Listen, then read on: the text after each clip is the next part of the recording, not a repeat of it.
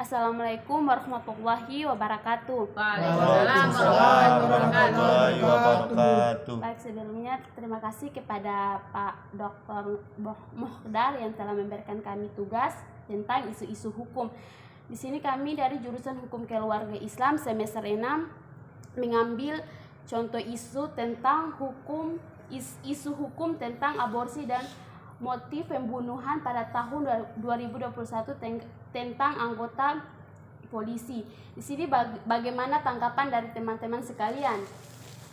Oke, dalam tanggapan kami menurut buku isu hukum oleh Profesor Dr. Peter Mahmud Marzuki, dalam buku isu hukumnya ini ada 3 poin tentang isu hukum, yaitu poin pertama, isu hukum dalam ruang lingkup dogmatik hukum. Di antaranya ada para pihak yang berperkara dan kasusnya ini telah diatur dalam undang-undang atau belum. Nah, apakah dalam kasus Bribda Randi ini siapa para pihaknya dan kasusnya ini telah diatur atau belum menurut teman-teman? Di sini ada para pihak yang termasuk dalam kasus ini yang berperkara. Yang pertama Randi Bagus Harisasongko, seorang Polri berpangkat Bribda, dan korban yang bernama Novia Widyasari, mahasiswi Universitas Brawijaya Malang.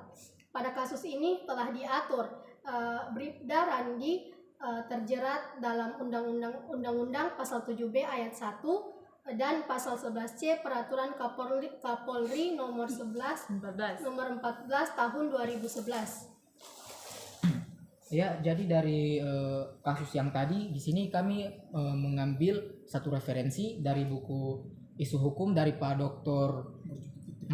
Peter Marzuki, yaitu tepatnya pada poin kedua, yang dimana penelitian pada tataran teori hukum dan juga timbul pertanyaan kira-kira apa sih alasan-alasan kasus itu ada, dan juga apa tanggapan dari masyarakat mengenai kasus ini, dan juga pasal-pasal apa saja yang telah diatur dalam kasus tersebut. Ya, latar belakang kasus ini yaitu Bribda Randi Bagus disebut terlibat 2 kali melakukan aborsi terhadap janin di kandungannya yang berinisial NWR, yaitu kekasihnya yang bunuh diri. Bribda Bagus dikatakan tersangka pelaku karena muncul dari hasil pendalaman polisi atas peristiwa bunuh diri Novia Widyasari yang berumur 23 tahun. Bribda Randi dijerat dalam pasal 348 KUHP 348 KUHP Jundo pasal 55 KUHP dengan ancaman 5 tahun penjara karena perbuatannya itu. Jadi apa tanggapan teman-teman? Bagaimana kasus tersebut yang anggota polisi di penjara karena kasus membunuh seorang mahasiswi? Nah, kalau saya sih tanggapan saya ya dari pasal yang dijerat Bribda Randi ini dalam pasal 348 KUHP junto pasal 55 KUHP dengan ancaman 5 tahun penjara, bagi saya ini tidak seimbang. Maksudnya tidak bisa 5 tahun penjara ini kayaknya terlalu cepat untuk nyawa seseorang, apalagi bukan hanya seorang nyawa yaitu mahasiswa saja, tapi ada janin juga di dalamnya, jadi 2 orang. Jadi menurut saya ini kayaknya 5 tahun penjara ini harus tambah lagi deh pasalnya, mau pasal apa gitu yang memberatkan dia lebih, jangan 5 tahun saja, karena ini 2 orang yang dibunuh atau 2 orang yang terjerat dalam motif pembunuhan ini, karena ada janinnya juga. Kalau menurut teman-teman bagaimana? Apakah 5 tahun ini terlalu cepat atau sudah sama-sama dengan nyawa seseorang? Ya, bagi saya sih inilah salah satu kelemahan hukum Indonesia yang ternyata diatur sudah demikian rupa, tetapi kita melihat bahwa inilah salah satu kelemahan hukum Indonesia, karena kita melihat kepada di negara Arab sana, kalau barang siapa yang dicubit maka harus dibalas dengan cubitan, ya. Kalau siapa yang membunuh maka dibalas dengan bunuh, nyawa dibayar dengan nyawa. Nah, tapi kalau kita melihat kepada konteks Indonesia, kita mayoritasnya bukan Islam, tetapi ada sebagian agama, kultur, budaya, maka Indonesia merupakan negara hukum yang mana diatur dalam undang-undang tersebut. Tetapi terkait dengan hukuman yang diberikan kepada pelaku tadi itu sangat, saya rasa tidak wajar lah, karena ini terkait dengan nyawa dan kehidupan seseorang ke depannya itu. Nah, bagi saya tidak wajar begitu, saya tidak menerima.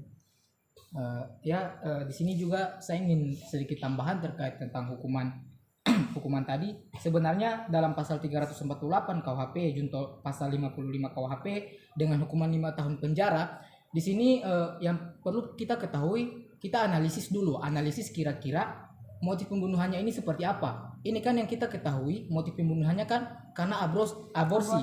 Berawal dari NWR, inisial NWR, dia melakukan aborsi karena tekanan batin dari atas kekasihnya itu. Jadi tekanan batin ini karena yang melakukan bunuh diri itu dari dirinya sendiri, bukan dari pihak polisi tadi. Tapi memang kalau di dalam undang-undang kita ditambah dengan hukum-hukum terkait dengan kasus ini, kira-kira ada yang lebih berat, sebenarnya bisa-bisa saja. Tetapi kita juga patokan pada undang-undang kita, karena kita Indonesia juga sebagai negara hukum. Kita di sini bukan negara seperti yang tadi sudah dijelaskan, bukan negara Islam.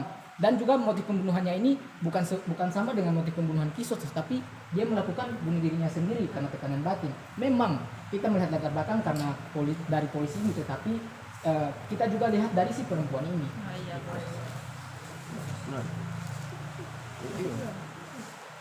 Oke, pada poin ketiga dalam buku Peter Marzuki, yaitu penelitian hukum yang berkaitan dengan isu mengenai asas hukum berada dalam tataran filsafat hukum. Di antaranya asas yang mengatur kasus tersebut itu apa? Jadi ketika sebagai seorang mahasiswa hukum, kita harus melihat kepada asas-asas hukum di dalam kasus-kasus tersebut yang berkembang yang sudah. Pertama adalah ketika kita melihat kepada pembicaraan kedua, ketiga, keempat tadi terkait dengan kasus yang sudah terjadi terkait dengan anggota Polri, ini melihat kepada pertama, jikalau dalam penyelidikan kita tidak bisa menyalahkan karena ada satu asas yang di dalam hukum itu terkait dengan praduga tak bersalah. Nah, praduga tak bersalah ini ketika penyelidikan sudah menemukan keputusan dari hakim, maka baru otomatis dikatakan dia bersalah.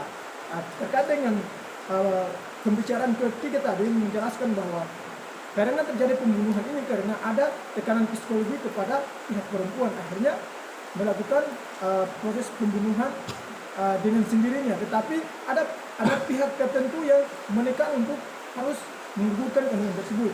Maka kita kembali lagi bahwa sebenarnya jika bakal permasalahan ini sebenarnya seperti apa, maka asas yang tadi datang sebagai pencegah supaya jangan kita langsung menerima satu masalah, kita langsung mengklaim bahwa dia itu salah, tetapi kita harus mendengar terkait dengan keputusan dari penyidik sama hakim tersebut.